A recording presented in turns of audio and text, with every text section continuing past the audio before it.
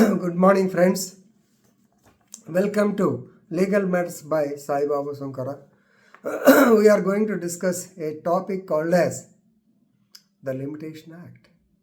We have already completed the CPC. I think somehow I have completed. I am sure that I have told you all these things. Relevant material I have completed. Even though you are not happy with the sections, orders and rules and things like that, but you have to adjust with them. CPC is such a long subject where you have to concentrate very much. The connecting act is the Limitation Act. Limitation Act, the first line, it depends on the two legal maxims. You know the two legal maxims already we have discussed. That is number one, interest republicae ut sut finis litium, and the second one, vigilantibus stantibus. So according to section, there are only 32 sections, very simple act, but articles are there, 147. Section 3 says, any suit instituted, any appeal preferred, any application filed, all of them are barred by limitation if they are filed after the limitation period is over. Section 3 clear cut says, after this, if you file a suit, it's definitely barred by limitation. Of course, for the appeal and application, there are certain exceptions. So where you have to file on the last day, at least before the last day. Suppose section 4 says it happens to be a closed day for the court. That means closing day for the court. That means maybe a holiday. Then you can file it Sunday, you can file it on the next working day. Right, that is section 4. Now section 5, definitely extension in certain cases for filing appeals and applications only, not for suits. If you are able to show the sufficient cause. If you are able to show the sufficient cause. What sufficient cause? Already we have given so many explanations where the court takes it in right spirit, where the court says that no, it's not a sufficient cause. Like the advocate not mentioned the date correctly, running of train lately, then sickness of a person, accident, coma, all these things, coma. For that, having the example also, that is district revenue officer, district collector, land revenue versus Srimati Katiji, like that cases. So section 5 is very, very important. Now, as far as section 6 goes, I have forgotten to tell you that Pindukur Balram Reddy versus Jailangi Venkata Subbaya 1965 case, which is a landmark case. Right. Now, section 6 deals with the legal disability. Physically you are okay, but legally, that means if you are a minor, if you are an idiot, if you are an insane person, till the so-called insanity or idiocy ceases to exist, then you can't institute the civil suit. For that, please remember, after the disease is ceased, after the minority is closed, then you can wait for the limitation period. Suppose if a promote is 3 years limitation, after minority goes, after becoming 18 years, you can wait for 3 years, and within the 3 years, you have to file the so-called, you have to institute the civil suit. So, K. Venkatatnam, చెప్పాను మళ్ళీ మర్చిపోయాడు, Kokkiligadda Venkataratnam versus Kokkiligadda Krishnamurthy 1976, very famous కేసులా. Suppose if the disability వీడికి 1కి 2 వచ్చింది అనుకోండి, 2 అయిపోయిన తర్వాత ఈ లోపల వీడు పోయాడు అనుకోండి, లీగల్ రిప్రజెంటేటివ్. సెక్షన్ 7 వీళ్ళల్లో 1కి వస్తే అందరికీ ఇది వర్తిస్తుంది అనేటువంటిది మనం చెప్పడం జరిగింది. Then section 9 is very, very important. This is continuous running of limitation. If once limitation starts, it will run.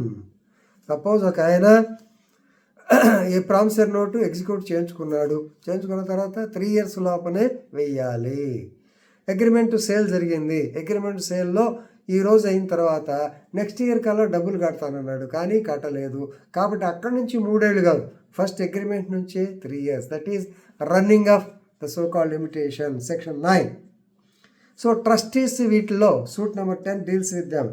So కాబట్టి వీటికి పెద్ద లిమిటేషన్ ఉండదు. ట్రస్టీసు, అకౌంట్స్ ఇవన్నీ ఉంటాయి కదా. దాంట్లో Hindu, religious or Buddhist properties కూడా, రిలీజియస్ ప్రాపర్టీస్ కూడా ప్రాపర్టీకి ఉంది తీసుకోమని చెప్పి మెదక్ డయోసిస్ కేసులో బ్యాంకునే దాన్ని కొట్టమన్నారు. రంగారావు వర్సెస్ వరహాలమ్మ కేసు కూడా మీకు చెప్పడం జరిగింది. దెన్ ఈ లిమిటేషన్లో కొంత కమ్యూటేషన్ అంటారు. అంటే లెక్క వేసేటప్పుడు మీకు సిఆర్పిస్లో చెప్పాను, Chaganti Nayudamma versus state of AP. కాబట్టి జడ్జిమెంట్ ఇచ్చిన రోజున ఆ రోజు తీసేసి మిగతా 60 రోజులు లెక్క వేయాలి. జడ్జిమెంట్ కాపీ రావడానికి టైము పడితే, ఆ టైము 1 నెల రోజులు పట్టింది అనుకోండి, నెల రోజులు తీసిన తర్వాత మిగతా 60 రోజులు మిగతా 60 రోజులు కూడా మీకు లిమిటేషన్ పీరియడ్ ఉంటుంది. ఇట్లా సపోజ్ మీరు పాపర్ సూట్ వేసారనుకోండి, ఎప్పుడైతే నన్ను పాపర్ కింద ట్రీట్ చేయమని ఆర్డర్ 33 కింద వేసారు, ఆ రోజు నుంచే లిమిటేషన్లో మీరు ఉన్నట్టు, నో ప్రాబ్లం. ఆర్డర్ వచ్చిన తర్వాత ఒక 10 days అయింది అనుకోండి, ఆ 10 days తర్వాత మీరు ఆ తర్వాత నుంచి 6 days పడిపోతుంది. అలాగే సెక్షన్ 14 కూడా important.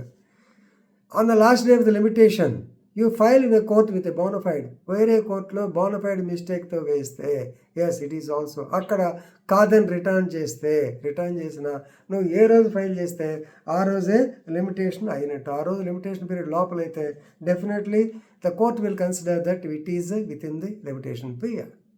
Then section 18 is very very important, acknowledgement.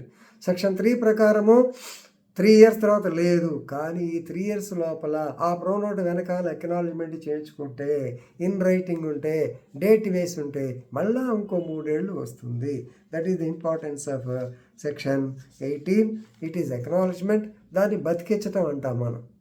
అర్థమైందా? Yes it is can be once, మళ్ళా ఇంకో 3 years ఎక్స్టెన్షన్ చేసుకోవచ్చు. This is C Venkata Sriramakrishnarao versus JL Narasimharao 2010. So దానిలో మీకు క్లియర్గా చెప్పడం జరిగింది. అలాగే lastly section 25 easementary rights, easement by prescription. So మీరు 20 years ప్రైవేట్ ప్రాపర్టీ అయితే, 30 years గవర్నమెంట్ ప్రాపర్టీ అయితే దాంట్లో కొంచెం తేడా ఉంది. The period before the institution, government అయితే 30 years, ప్రైవేట్ ప్రాపర్టీ 20 years లోపల. If you are in continuous uninterrupted possession and nobody filed a case, yes you will get an indefeasible right. ఎవడు కాదంటారు. కానీ గుర్తుపెట్టుకోండి, ఈ 20 years నుంచి 2 years లోపల కూడా ప్రిస్క్రైబ్డ్ పీరియడ్ ఉంటుంది. అంటే ఆ లోపల కేసు వేసిన అది చెల్లుతుంది. ఇది సెక్షన్ 25. ఇక ఆర్టికల్స్ వచ్చేసి 147 ఉన్నాయి. జనరల్గా గుర్తుపెట్టుకోండి, నార్మల్గా లిమిటేషన్ పీరియడ్ మొదటగా 3 years ఉంటుంది. ఈపీ వాటికి 12 years ఉంటుంది. అలాగే ఇక్కడ లాస్ట్లో ఎక్విజిషన్ ఉంది, మనకి ఈజ్మెంట్ ఉంది, దానికి 30-20 years ఉంటుంది. కానీ మీరు ఆర్టికల్స్, దేర్ ఆర్ 147 ఆర్టికల్స్. ఆ 147 ఆర్టికల్స్లో మీరు చూసుకుంటే 10 days నుంచి స్టార్ట్ అయ్యి 30 years వరకు ఉంటుంది.